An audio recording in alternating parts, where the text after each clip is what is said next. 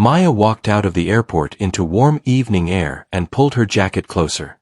The city smelled like rain on stone and fresh coffee from a nearby shop.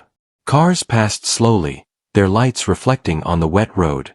Maya did not look like someone arriving to inspect a luxury hotel. She looked like any tired traveler who wanted a quiet room and a hot shower. That was exactly what she wanted them to think. She had planned this visit for months. The Grand Harbor Hotel was the newest property under her company. It was also the one she cared about most, because she had fought for it from the first meeting to the last signature. The location, the design, the staff culture, the training standards, everything was supposed to reflect one clear message. Every guest should feel welcome. Every guest should feel safe. Every guest should feel respected. Maya had heard good reports. She had seen clean photos, bright reviews, and polished social media posts. But she knew a truth about businesses that no report could fully capture. People act differently when they think no one important is watching. So she chose not to announce herself. Her assistant had begged her to travel with security and a full schedule. Maya said no. She wanted to arrive with a normal bag, in normal shoes, with no special treatment. She wanted to watch and listen. If the hotel was truly running with strong values, it would show itself. If it was not, it would also show itself. The taxi stopped at the curb in front of the Grand Harbor Hotel. Maya stared up at the tall glass building. Warm light spilled from the windows. A fountain at the entrance bubbled softly. Two doormen in neat uniforms stood under a wide canopy, greeting guests with confident smiles. Maya paid the driver and stepped out, lifting her bag. It was not heavy, but it looked plain. She walked toward the doors. One doorman glanced at her, then looked away.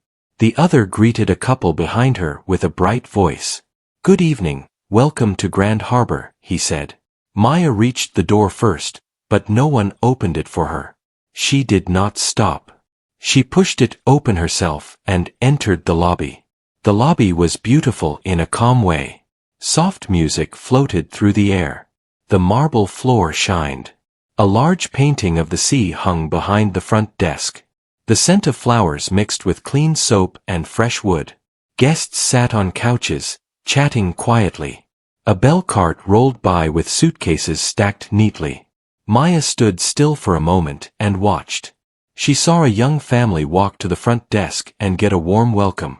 She saw a man in a suit receive quick help with a smile and a bottle of water. She saw an older woman ask a question, and a staff member walked around the desk to guide her personally. Maya took a slow breath. She wanted to believe it was real. Then she stepped forward and joined the line at the front desk. Two staff members stood there. One was a man with a sharp haircut and a name tag that said Dean. The other was a woman with her hair tied back and a name tag that said Nora. They worked quickly, speaking in smooth, practiced voices. Their smiles came easily, but Maya noticed something. The smiles looked different depending on who stood in front of them. When it was Maya's turn, she stepped up and offered a polite smile. "Hello," she said. "I have a reservation." Dean looked at her face for a second longer than necessary. His eyes flickered to her bag, then to her shoes, then back to her face. His smile was still there, but it became thinner. "Name," he said. "Maya Brooks," she replied. Dean typed with fast fingers. Nora leaned slightly toward the screen, as if she was curious. Dean stared at the monitor, then frowned. "I'm sorry," he said. "We're fully booked tonight." Maya blinked once. She did not show surprise on her face, but inside she felt it. She knew the room inventory.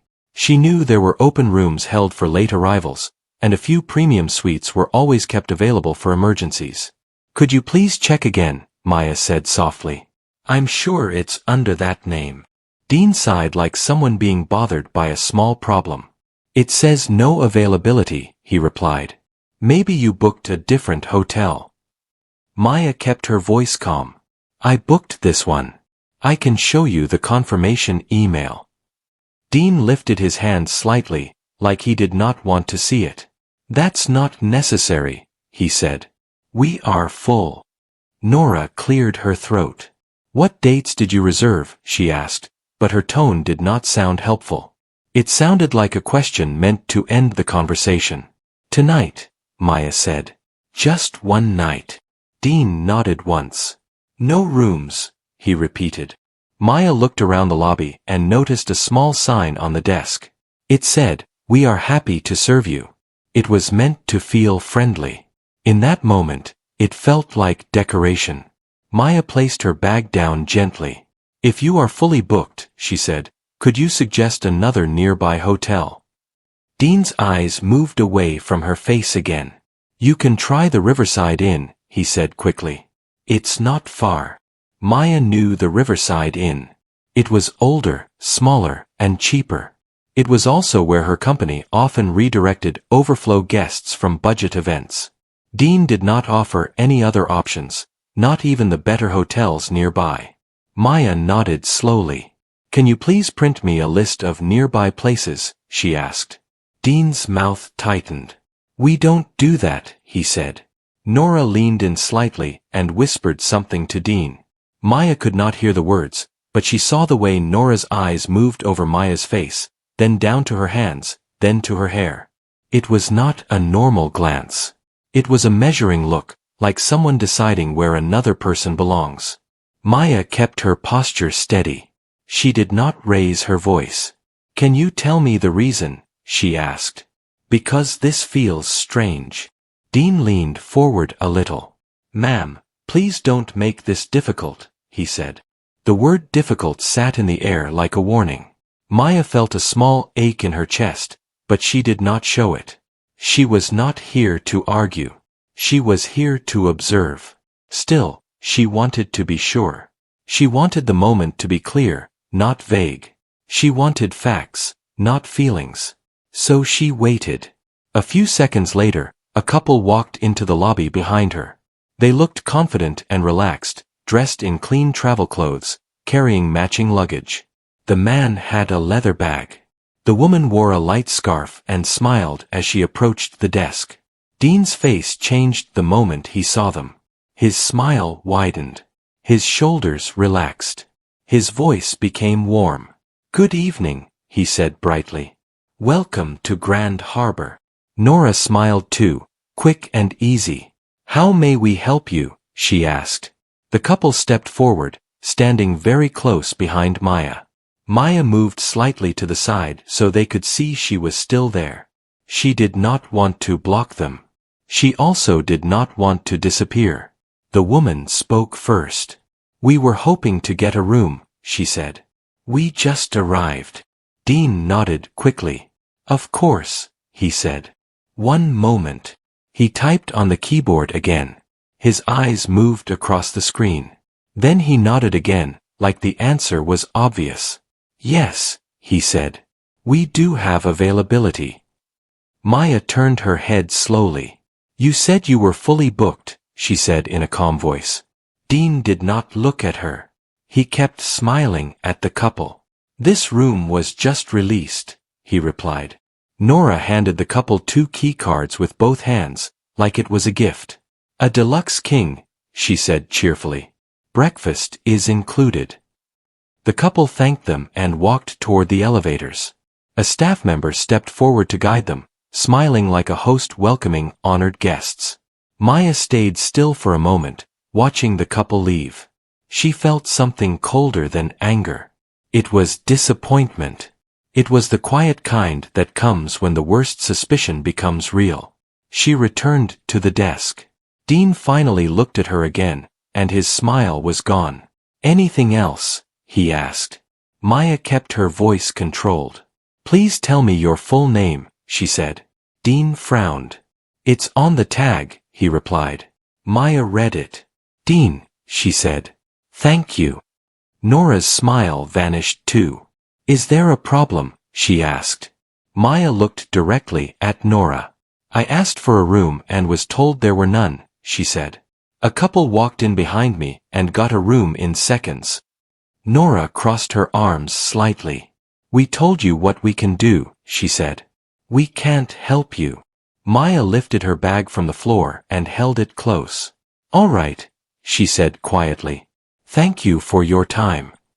She stepped away from the desk and walked to a couch near the large windows. From there, she could see the front desk clearly. She could see the entrance.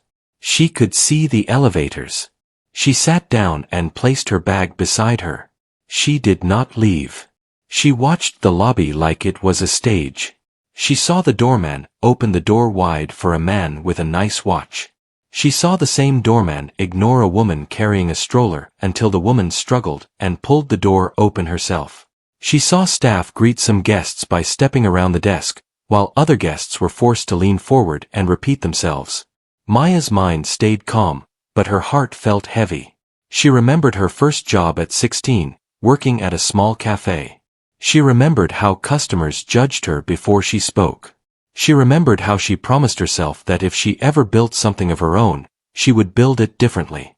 This hotel was supposed to be that promise. Maya pulled out her phone.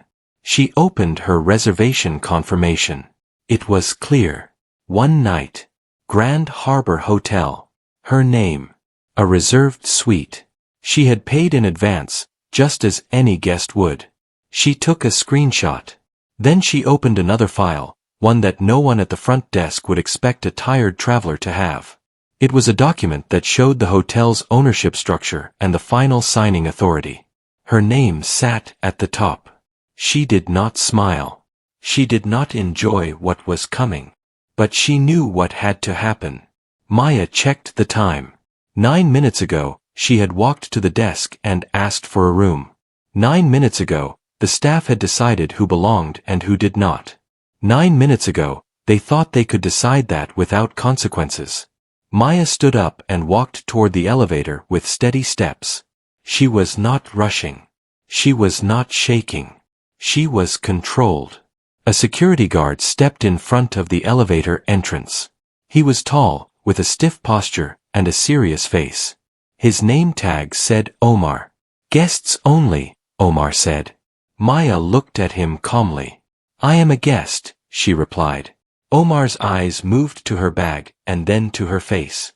"You need a key card," he said. "I was denied check-in," Maya answered. Omar did not ask why. He did not offer help. He simply stood there like a wall. "Then you need to leave the elevator area," he said. Maya held his gaze. "Can you call the manager?" she asked. Omar hesitated, then shook his head.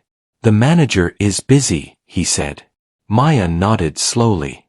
"All right," she said. She turned away, not because she accepted it, but because she had learned something important. This was not only a front desk problem. This was a culture problem. When one person acts unfairly, it is bad. When the system supports it, it is worse. Maya stepped back toward the lobby seating area and sat again. She opened her phone and called a number saved under a simple name. It was the general manager's direct line. The call rang twice. A man answered, sounding confident. "Hello," he said. "This is Mr. Paul." "Maya Brooks," she said calmly. "I'm in the lobby." There was a pause so long Maya could almost hear the manager's breath change. "Maya," Mr. Paul said quickly. "Welcome. I did not know you were coming today." "I know," Maya replied. "That was the point." Another pause. Mr. Paul lowered his voice. "Are you all right?" he asked. Maya looked toward the front desk. Dean was laughing with a guest. Nora was typing and smiling. Everything looked normal, like nothing had happened. Maya spoke evenly. "I was denied a room," she said. "At my own hotel." The silence on the line turned sharp. "I'm coming down," Mr. Paul said immediately. Maya ended the call and placed her phone back in her pocket. She stayed standing this time. She did not want to sit again. She wanted to be ready. She wanted to see everything clearly. The lobby felt the same, but Maya felt different inside it. She noticed how Dean's eyes darted around more now, like he sensed something he could not name. She noticed how Nora's smile looked forced when she spoke to guests. She noticed Omar shift his weight near the elevator, still watching her from the corner of his eye. Maya checked the time again. The 9th minute had passed. And footsteps were coming fast from the hallway behind the front desk, the kind of footsteps that meant someone important was moving with urgency. Mr. Paul appeared from behind the front desk hallway, walking faster than his calm face suggested. His suit was neat, but his tie sat slightly crooked, as if he had rushed to put it on. When he saw Maya standing near the lobby window, he stopped for a brief second. His eyes widened, not with surprise, but with understanding. He walked straight toward her. "Maya," he said, lowering his voice. "I am very glad you called me." Maya nodded once. "I am glad you answered." Mr. Paul looked around the lobby. He noticed the staff, the guests, the smooth flow of service.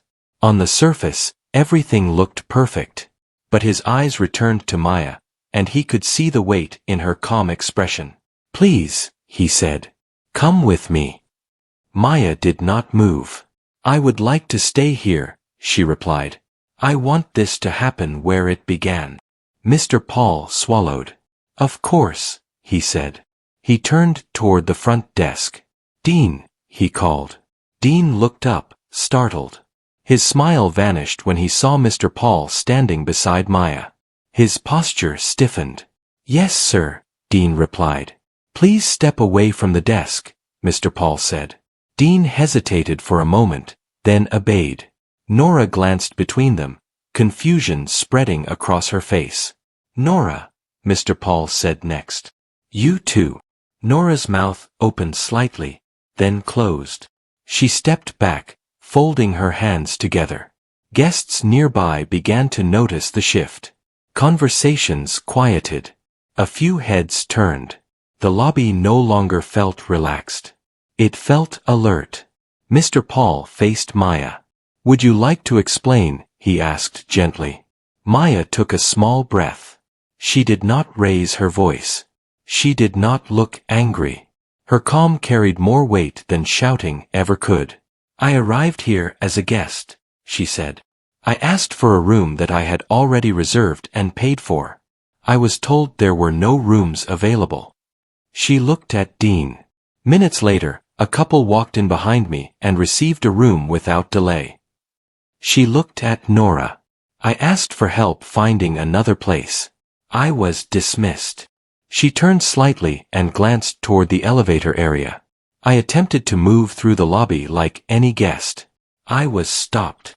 Mr. Paul closed his eyes briefly, then opened them. "Is this true?" he asked the staff. Dean cleared his throat. "Sir, there was some confusion," he said. "The system updated." Maya held up her phone. "The system did not update," she said. "I checked the time. I have records." She showed the screen to Mr. Paul. He leaned in and read it carefully. His jaw tightened. "Nora," Mr. Paul said. "What do you have to say?" Nora shifted her weight. "We followed procedure," she replied. "We cannot give rooms if there is no availability." Mr. Paul turned back to Maya. "May I see your confirmation?" he asked. Maya handed him the phone. He read every line. His shoulders dropped slightly, as if the truth had physical weight. "This reservation is valid," he said quietly. A long silence filled the lobby. Mr. Paul handed the phone back to Maya and straightened his posture. "Thank you," he said to her. Then he turned toward the staff, his voice firm and clear. "Dean and Nora, you are relieved of your duties for the rest of the day," he said. Dean's face drained of color. "Sir," he began. "This is not a discussion," Mr. Paul replied. "Please collect your things and wait in the office." They walked away slowly, the confidence they once had completely gone. Mr. Paul then turned to the security guard. "Omar," he said. Omar stepped forward. "Yes, sir." "Did this guest ask you for assistance?" Mr. Paul asked. Omar hesitated. "She asked to access the elevator," he said. "And what did you do?" Mr. Paul asked. "I denied access," Omar replied. Mr. Paul nodded once. You are to step aside as well, he said. Omar's shoulders fell. He nodded and walked away without another word. The lobby was silent now. Every guest was watching. No one spoke. No phones were raised. It was the kind of quiet that demanded attention. Mr. Paul turned back to Maya. I am deeply sorry, he said. This should never have happened. Maya nodded slowly. Apologies matter, she said. But action matters more. Mr. Paul agreed. I understand. He turned to the remaining staff. Everyone listen carefully, he said. This is Maya Brooks. She is the owner of this hotel. A ripple moved through the room. Some staff looked shocked. Others looked ashamed. A few guests gasped softly. Maya stepped forward. Titles are not important right now, she said.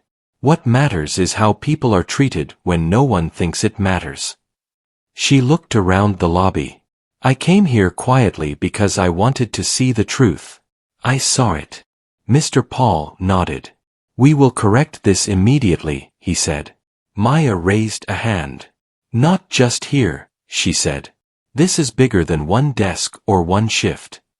She turned toward the remaining front desk staff, who stood stiff and nervous. You are not in trouble, she said. But you are responsible. Everyone here is responsible. She walked slowly across the lobby, speaking as she moved. A hotel is not a building. It is a promise. A promise that anyone who walks through these doors will be treated with respect. She stopped near the entrance and turned back. When that promise is broken, trust is broken. Mr. Paul listened carefully. What would you like to do next? He asked. Maya thought for a moment. First, she said, I want a full report of every staff member involved in guest interaction today. Mr. Paul nodded. You will have it. Second, Maya continued, I want emergency training scheduled for all shifts starting tomorrow. Done, Mr. Paul replied. Third, Maya said, I want guests who witness this to receive a personal apology and assurance that this behavior is not accepted here. Mr. Paul nodded again. I will handle that personally. Maya took a breath. Now, she said, I would like to check in. Mr. Paul managed a small smile. Of course. He personally walked behind the desk and logged into the system. He selected a suite, the one originally reserved. He printed the key cards himself and handed them to Maya with both hands. Welcome, he said sincerely.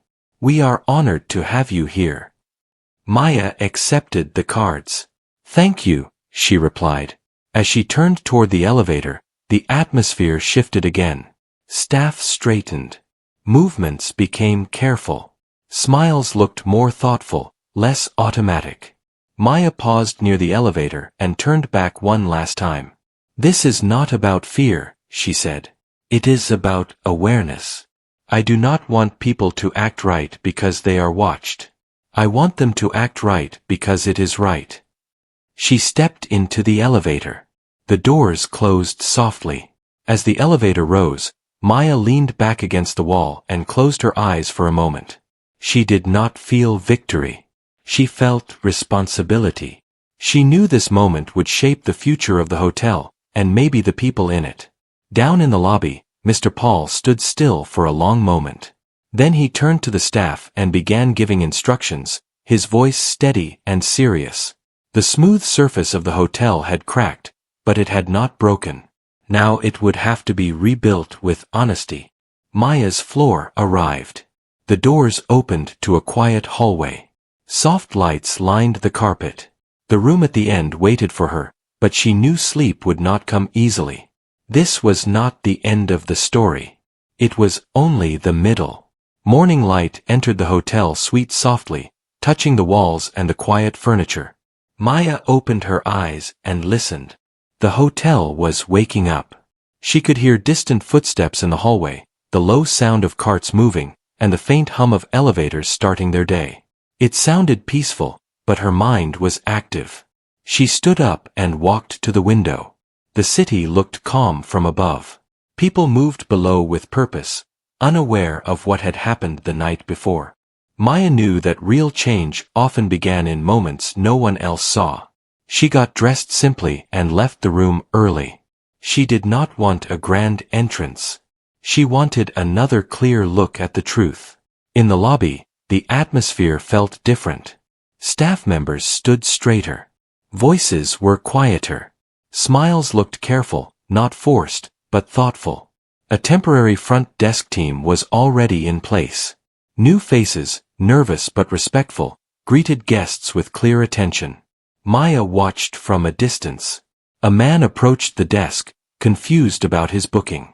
The new staff member listened fully before responding. A woman arrived with heavy bags.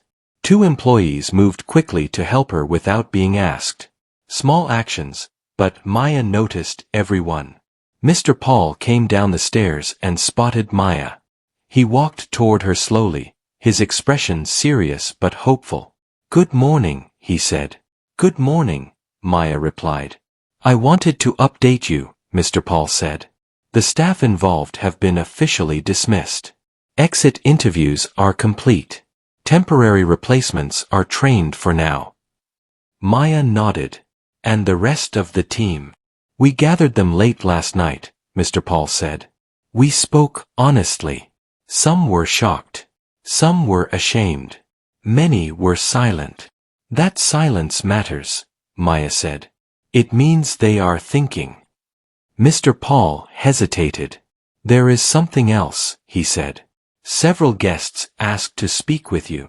Maya considered this. "Not right now," she said. "I want to speak with the staff first." Mr. Paul nodded. "The meeting room is ready." The staff gathered slowly in the large conference room. People filled the chairs, sitting close together. Some looked nervous. Others looked tired. A few looked defensive. Maya stood at the front, not behind a table, not above them. She waited until the room was quiet. "I did not come here to shame anyone," she began. "I came here to understand." She paused and looked around. Faces met her eyes, then looked away. "Many of you did nothing wrong," she continued. "But many of you saw something wrong and said nothing." The room stayed silent. Maya spoke gently. "This hotel was built on the idea that service is about dignity. That means every guest, not just some." She walked slowly across the room. When someone is treated unfairly and no one steps in, the unfairness grows. It becomes normal. A staff member raised a hand slightly. "We follow instructions," the person said quietly. "Sometimes we do not want trouble." Maya nodded. "I understand fear," she said. "But fear cannot be the reason we fail people." She stopped and faced the group again. "From today forward, this hotel will have a new rule. Respect is not optional. If you see something wrong, you speak up. If you are unsure, you ask. If you feel pressure to act unfairly, you report it." Mr. Paul stepped forward. "We will also add an anonymous reporting system," he said. "No one will be punished for raising concerns in good faith." Maya looked at him, approving. "That is how trust begins," she said. She finished the meeting without applause, without speeches. Just clarity. Afterward, Maya walked through the hotel again. She spoke with housekeeping, kitchen staff, and maintenance workers. She asked simple questions. "How is your day? Do you feel supported? What would make your job easier?" Some answers came fast. Others came slowly. But they came. Later that afternoon, Maya agreed to meet with the guests who had witnessed the incident. They gathered in a small lounge. No cameras. No press. "I am sorry you saw that," Maya told them. "It should not have happened." One guest spoke up. "What mattered to us," the guest said, "was what happened after." Maya nodded.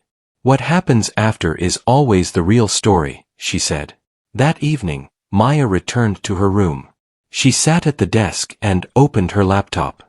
She wrote a message to every hotel employee across her company. Not just this hotel. All of them. She did not mention names. She did not describe the incident in detail. She spoke about values, responsibility, and choice.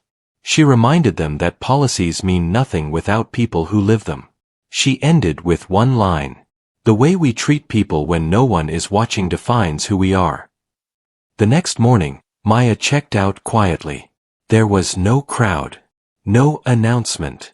Just a respectful farewell at the desk. As she walked out, the doorman opened the door without hesitation.